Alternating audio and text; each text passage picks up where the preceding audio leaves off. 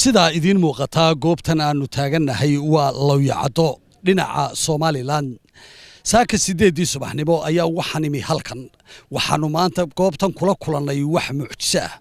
gaarigan aanu wadano waxaanu u soo qaadnay warqad ay bixisay safaaradda Somaliland ee ku taala Djibouti ujeedada safarkayagu waxay ahayd inaanu tagno magaalada Saylac oo aanu soo duubno masjidka la yiraahdo Qiblateyn oo kamid ah aasaarta Somaliland ee si baaba'aysa isla markaana aanu ganacsatada iyo shacbiga reer Somaliland ba ka codsano in dib loo dhiso hayeeshee waxyaabihii aanu halkan kala kulannay markii aanu goobtan soo galnay oo xarunta immigration-ka aanu ka bilownay markiiba waxaanu qaadanay sidii caadada ahayd fiisihii iyo dalku galkii Somaliland markii aanu qaadanay fiisihii iyo dalku galkii Somaliland wasaaradda maaliyaddana aanu siinay ama bixinay lacagtii ay nooga baahnayd ayaa taliyaha booliiska ee Lawyacado waxa uu na weydiistay inuu marka hore intaanaan dhaqaaqin uu gaarsiiyo taliyaha qaybta booliiska Master Xandulle ee gobolka Salal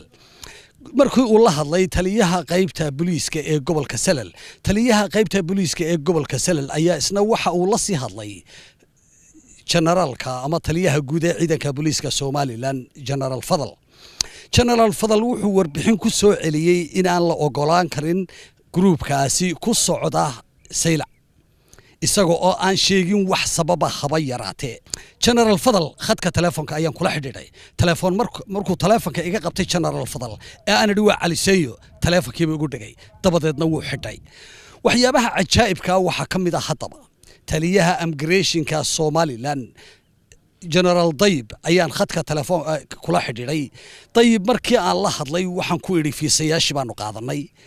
waxaanu bixinay lacagtii wasaaradda maaliyadda waxaanu sidanay warqadii ay noo soo qortay safaaradda Somaliland haddana waxaana joojiyay General Fadal oo aan isagu shaqaba ku lahayn xuduudaha sida caalamka la og yahay xuduudaha waxa ay soo martaa 3 qaybood qayb ah safaaradaha oo fiisayaasha soo bixisa immigration-nada oo iyaguna halka fiisaha ka bixiya iyo customs-ka ama wasaaradda maaliyadda oo iyaduna halkaasi lacagta markaasi loo baahdo ama xuquuqda cashuuraha ilaalisa hase yeeshee ciidanka booliisku meel la kama soo galo inuu joojiyo qof fiisa sita oo si sharciya ku socda haddaba waxa la garan laayahay halka ay kabtu ka xoqayso General Fadal waxa isweydiina Somaliland iyo Djibouti ma kala dili karaa General Fadal waxa uu suuqa Hargeysa marinaya Cali Seeyo waxa uu watay nin Oromo ah afarta qof ee meesha marayay marka laga reebo cameramanka Saab TV oo isagu ah reer Djibouti saddexda kalaba waxay ahaayeen Somaliland waxaanu idin soo gudbin karaa baasaboorradoodii oo mid waliba halkii uu ku dhashay oo Hargeysa ay ku qoran tahay waxa nasiib darro noqotay markaa taliyaha ciidanka immigration-ka ee Somaliland inuu u habrado ama ka boqo General Fadal oo isagu ah ninaan aqoon police iyo mid diblomaasiyadeed midna lahayn General Fadal Somaliland ka hor weligii xidig muu saarin garabkiisa hayeeshee waxa nasiib darro waxaanu garanayn oo aqoontiisu gaarsiisnayn inaanu aniga iyo inta ila midka ah reer Somaliland aan marnaba cidi ka celin karin Somaliland wadanka qofka waa loo masaafriyaa lagama masaafriyo marka General Fadal wuxuu barmadow ku noqday ama gudcur hareeyo ku noqday ciidanka sharafta leh ee booliiska oo iyagu ah heeganka amniga ummadda reer Somaliland ay ku seexato waxaanu leenahay General Fadal uma qalmo inuu hogaamiyo ciidan sharafta iyo awoodda leh haddaba waxa la isweydiinayaa wasaaradda maaliyadda iyo immigration-ka